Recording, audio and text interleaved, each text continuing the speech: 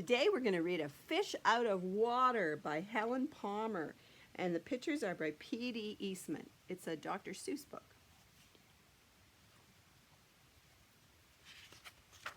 A Fish Out of Water.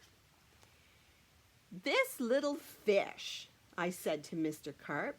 "I want him, I like him, and he likes me. I will call him Otto." Then Mr. Carp told me, "When you feed a fish, never feed him a lot. So much," see, like that, "and no more. Never more than a spot, or something may happen. You never know what."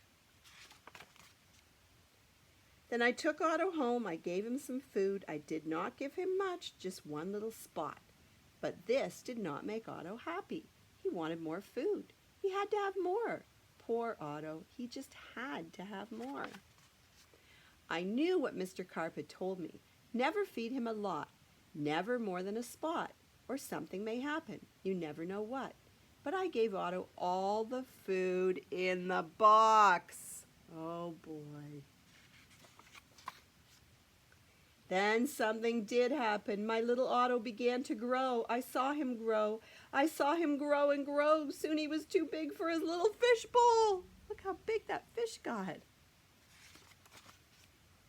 There was just one thing to do. I put Otto into the flower bowl.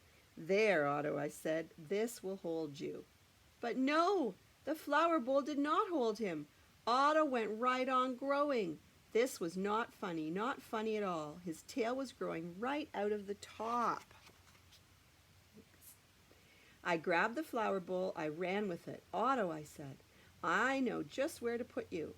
Then you will be all right." I put him in a big pot, but Otto was not all right. I saw him grow some more. Very soon he was too big for the pot. I put him in pot after pot. He was growing so fast. Poor Otto.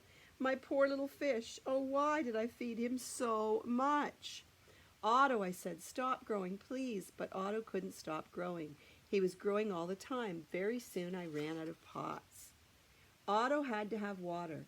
There was just one thing to do. I did it. I grabbed him by the tail. I ran with him up to the tub. The tub is big. It can hold lots of water. At last, "There, Otto," I said, "this tub holds my father. This tub holds my mother, so it will hold you." But the tub did not hold him at all. He went right on growing. "Oh, Otto," I said, "what can I do now?" Then crash, the door went down. Crash, Otto went down. I went down too. Oh, what a ride. Down went the water into the cellar, and down went Otto too. I had to do something fast. I grabbed the phone. I called a policeman. "Help, help," I said. "I fed my fish too much. Mr. Carp told me not to, but I did." "What?" said the policeman. "Mr. Carp told you not to, but you did. Too bad. I will come at once." The policeman came. "My fish went that way," I said. "He's down in the cellar." The policeman ran down with me.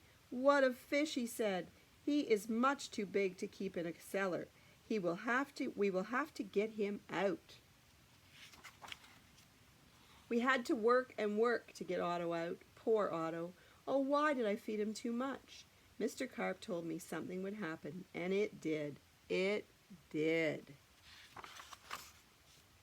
Now we had Otto out of the cellar, but now Otto had no water. No water at all. "A fish has to have water," I said to the policeman. "We must take him to water. Get help. Call for help on the radio." The policeman called on the radio. He called for the fireman. "Help, help," he said. "A boy has fed a fish too much." "A boy has fed a fish too much? We will come at once." The firemen came. They all helped to get Otto up. "But where can we take him?" I asked. "Uptown? Downtown?" "To the pool," yelled the fireman. "To the pool," I yelled. "And please hurry." Look at Otto. It doesn't look very good. They did hurry. The fire truck with Otto came right up to the pool. The fireman yelled, "Everyone get out of the pool. The fish is going in." Down into the pool went Otto, into the pool with a big, big splash. Now I was happy. Now at last my Otto had water, lots of water. This big pool was just the thing. This big pool would hold him. Uh-oh. But Otto went right on growing, and no one wanted Otto in the pool. They did not like Otto at all. "You take that fish out of here," they yelled. There was just one thing to do. I did it. I ran to the phone. I called Mr. Carp. "Please, please help me," I said. "I fed Otto too much." "Oh dear," said Mr. Carp.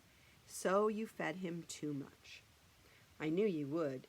I always say don't, but you boys always do. Yes, I will come." Then Mr. Carp came. He had a black box in his hand. He had a lot of other things too. "What are you going to do, Mr. Carp?" I asked him. But Mr. Carp said nothing. He just went right up to the pool. He took his big black box with him and all the other things too. Splash! Mr. Carp jumped into the pool. Splash! Now Otto went down too. All I could see was his tail. I could not see Mr. Carp at all. What was going on down there? What were they doing down there in the water? I wonder. Now I could see nothing. Not Otto, not Mr. Carp, nothing at all. Would I see my Otto again? Would I see Mr. Carp again? "Mr. Carp, Mr. Carp," I yelled. "What are you doing? Are you all right?" Then up jumped Mr. Carp. In his hand was a little fish bowl. In the bowl was my Otto. Mr. Carp had made him little again.